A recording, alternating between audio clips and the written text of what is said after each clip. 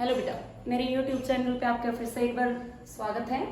आज हम करेंगे, हमने किया था कल क्या कि ई नोट सेल जो होता है वो हमारा होता है ई नोट कैथोड माइनस ई नोट एनोड।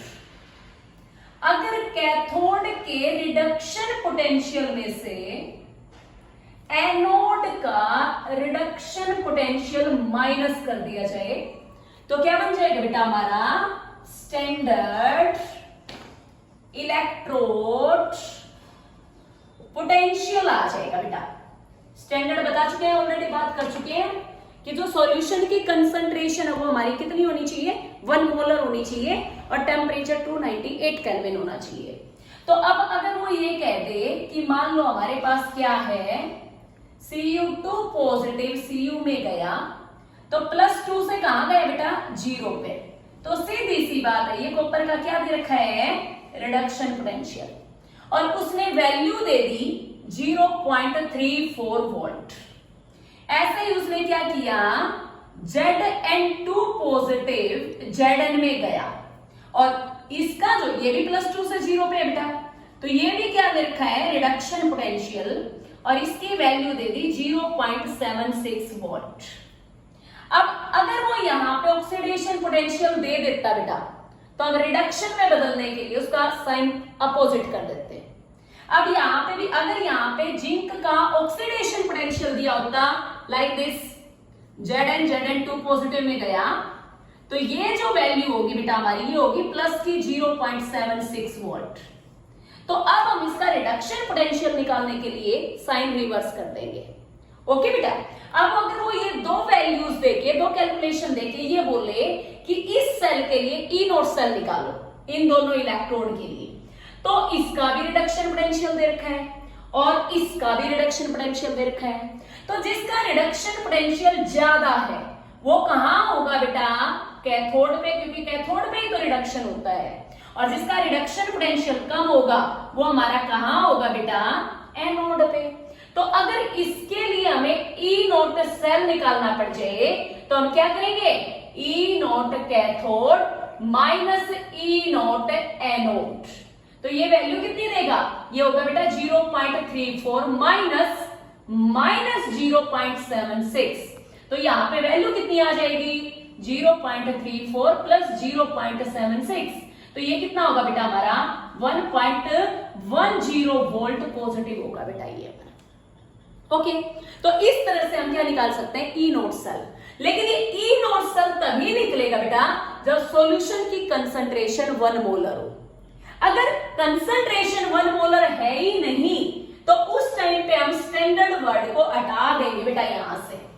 ठीक है, अगर मान लो अब हम ये कह दें कि जो सॉल्यूशन है उसकी कंसंट्रेशन 1 मोलर है तो हम क्या निकाल लेंगे ई नोट सेल, और अगर कंसंट्रेशन हमारी 1 मोलर नहीं है तो हम क्या निकलेंगे, यहां पे देखो जैसे हमने क्या लिया बेटा Mn पॉजिटिव है, अगर ये n number of electron gain करके मेटल बनाता है। देखो बेटा जितना पॉजिटिव चार्ज यहाँ पे मेटल पे है, मान लो जैसे हमने Na पॉजिटिव ले लिया तो वो एक जितना n यहाँ पे होगा उतना ही यहाँ पे होगा, जितना भी मेटल पे चार्ज होगा उतना ही इलेक्ट्रॉन लेके मेटल सॉलिड स्टेट में जमा हो जाएगा कैथोड पे।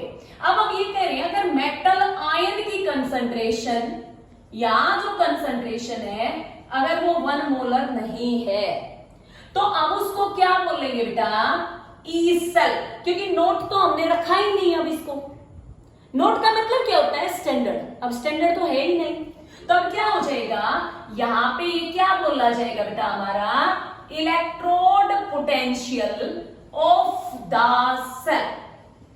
अगर कंसंट्रेशन 1 मोलर नहीं है तो हम क्या निकालेंगे बेटा ई सेल निकालेंगे, या हम इसको क्या कह सकते हैं EMF electrode potential electromotive force ये भी बोल सकते हैं। ओके, अगर ये आता है तो electrode potential of the cell और अगर ये आता है तो इलेक्ट्रोमोटिव फोर्स बोला जाएगा हमारा। ओके बेटा, तो अगर कंसंट्रेशन 1 मोलर नहीं है और हमें ई सेल निकालना है तो उसके लिए हमारे पास क्या होती है बेटा एक इक्वेशन होती है जिसको कॉल किया जाता है नर्नस्ट इक्वेशन। ये बोर्ड में बेटा 12th क्लास के लिए 3 नंबर का क्वेश्चन यहां से कंफर्म है। क्या होगा बेटा, अगर मान लो हमारे पास नर्नस्ट इक्वेशन ले हम, जिसकी हेल्प से हमें क्या निकालना है बेटा, ई सेल निकालना है जब कंसंट्रेशन 1 मोलर नहीं है। तो अगर मान लो Mn पॉजिटिव है, n नंबर ऑफ इलेक्ट्रॉन लेके मेटल सॉलिड स्टेट में आ जाएगा। यहां पे जो कंसंट्रेशन है बेटा हमारी वो क्या है, वो 1 मोलर नहीं है, बाकी कुछ भी हो सकती है। ओके बेटा, तो यहां पे जो ई सेल निकलेगा हमारा वो कैसे निकालेंगे, तो ई सेल कैसे निकलेगा बेटा, E naught cell standard electrode potential, अब इसके बाद माइनस आर टी, आर क्या है कांस्टेंट, टी क्या है temperature, divided by n F. ठीक है, ये क्या होगा बेटा, लॉग नेचुरल, पीछे वाले की कंसंट्रेशन मतलब मेटल सॉलिड स्टेट में है उसकी concentration, divided by metal ion की फॉर्म में है उसकी कंसंट्रेशन। ओके बेटा, अब हम इसको खोलते हैं। अब ई सेल ये वैल्यू हमें गिवन होगी बेटा, तो क्या होगा, E naught cell minus are की वैल्यू कितनी होती है बेटा, जब भी एनर्जी का कंसेप्ट लगे आर की वैल्यू होती है हमारी 8.314। ओके बेटा, टेम्परेचर कितना होगा 298 केल्विन, एन क्या है जितने इलेक्ट्रॉन उसने गेन किए हैं नंबर ऑफ इलेक्ट्रॉन, एफ क्या है बेटा Faraday constant 96500 coulomb. Log natural को क्या लिख सकते हैं, लॉग नेचुरल को लिख सकते हैं 2.303 लॉग। ओके बेटा, अब यहां पहुंच गए, जब भी मेटल सॉलिड स्टेट में होती है उसकी मोलर कंसंट्रेशन मानी जाती है 1, ये स्टैंडर्ड है बेटा, ये कांस्टेंट वैल्यू है, और जो भी मेटल आयन की कंसंट्रेशन है वो यहां आ जाएगी। ओके बेटा, अब अगर हम इन सारी कैलकुलेशंस को सोल्व करें तो यहां पे जो ई सेल की वैल्यू आएगी वो हमारी होगी E naught cell minus 0.059 divided by N log 1/mn positive. ये हमारे पास इस इक्वेशन के लिए नर्नस्ट इक्वेशन के थ्रू इस सेल निकालने की इक्वेशन आ गई बेटा। ओके, अब इसके बाद अगर मान लो हमारे पास कोई भी इक्वेशन दे रखी है, अब हम जैसे सोल्व करके चले, क्या ले लिया हमने, कॉपर आयन ले लिया बेटा हमने। अगर मान लो हमारे पास कॉपर आयन है, उसकी कंसंट्रेशन दे दी 0.1 मोलर। ओके, और अब वो 2 इलेक्ट्रॉन गेन करके क्या बना लेगा बेटा, कॉपर सॉलिड स्टेट में आ जाएगा। ओके, अब अगर हम इसके लिए ई सेल की वैल्यू निकालें तो क्या होगा, E naught cell minus 0.059 divided by N log copper solid state में है उसकी concentration divided by copper ion की कंसंट्रेशन। अब बेटा ई सेल इसकी जो वैल्यू है वो तुम्हें गिवन होगी, कॉपर के लिए रखना है यहाँ पे, तो क्या होगा बेटा 0.34 वोल्ट पॉजिटिव वैल्यू है, माइनस 0.059 डिवाइडेड बाय 2 इलेक्ट्रॉन उसने गेन किए हैं। अब यहाँ पे लॉग 1 और इसकी कंसंट्रेशन कितनी है बेटा 0.1, तो यहाँ पे क्या होगा, E cell 0.34 minus 0.059 divided by 2 log, इसको क्या लिख सकते हैं, इसको हम लिख सकते हैं 10 की पावर -1, तो ये क्या हो जाएगा ऊपर जाके 10 की पावर 1, तो ये क्या होगा बेटा 0.34 माइनस 0.0295, ये 1 आगे आ जाएगा इंटू लॉग 10। लॉग 10 की वैल्यू कितनी होती है बेटा 1, तो हम क्या करेंगे 0.3400 और इसमें से 0.0295 हम क्या कर देंगे बेटा माइनस कर देंगे। ये जो वैल्यू हमारी आएगी ये कॉपर आयन के लिए ई सेल आ जाएगा बेटा। ठीक है, अब अगर मान लो हमारे पास 2 जो इलेक्ट्रोड है वो एक साथ दे रखी हैं, एक बार उसको और बता देते हैं। ये जो क्वेश्चन होगा बेटा न्यूमेरिकल बेस्ड क्वेश्चन इसके ऊपर पक्का आएगा, तो आप ध्यान से करना इसको।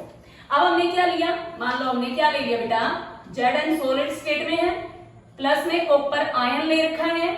अब ये किसमें होगा हमेशा एक्वस मीडियम में। क्या लिया बेटा Zn2 पॉजिटिव बना लेगा, सॉल्यूशन में आ जाएगा, और प्लस में क्या आ जाएगा कॉपर सॉलिड स्टेट में एक्यूमुलेट हो जाएगा।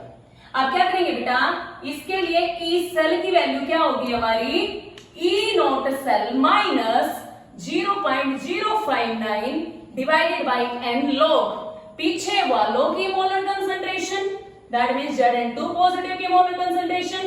कॉपर सॉलिड स्टेट में है बेटा हमारे पास, इसकी मोलर कंसंट्रेशन, आगे Zn की molar concentration and Cu2 positive की मोलर कंसंट्रेशन। ओके बेटा, अब ई सेल ये जो वैल्यू होगी हमें गिवन होगी, E naught cell minus 0.059 divided by, अब देखो बेटा 0 से कहां गया +2 पे, दैट मींस 2 इलेक्ट्रॉन का लॉस किया। ये +2 से कहां गया 0 पे, दैट मींस 2 इलेक्ट्रॉन का गेन किया। तो n की वैल्यू कितनी हुई 2। तो यहां पे क्या हो जाएगा लॉग, ये कितने मान है, ये 1 हो जाएंगे हमारे। अब यहां पे क्या होगा, जिंक आयन की concentration divided by copper ion की कंसंट्रेशन, मतलब जो ऑक्सीडाइज हुआ है उसकी कंसंट्रेशन और जो रिड्यूस हुआ है उसकी कंसंट्रेशन। अब बेटा अब ये क्या हो जाएगा ई सेल, ये होगा E naught cell minus 0.059 divided by 2 log, जो ऑक्सीडाइज हुआ है उसकी कंसंट्रेशन को क्या बोल देते हैं बेटा C1 और जो रिड्यूस हुआ है उसकी कंसंट्रेशन C2। ये इस इक्वेशन के लिए नर्नस्ट इक्वेशन आ जाएगी बेटा, ठीक है। तो आप इसको प्रैक्टिस करोगे, कल इसके न्यूमेरिकल प्रॉब्लम्स लेते हैं बेटा, ठीक है। आज कंसेप्ट क्लियर करना, नर्नस्ट इक्वेशन लिख के देखना, डायरेक्ट डेरिवेशन आ सकता है, अदरवाइज 3 नंबर का न्यूमेरिकल इस पे कंफर्म है बेटा। Okay, thank you.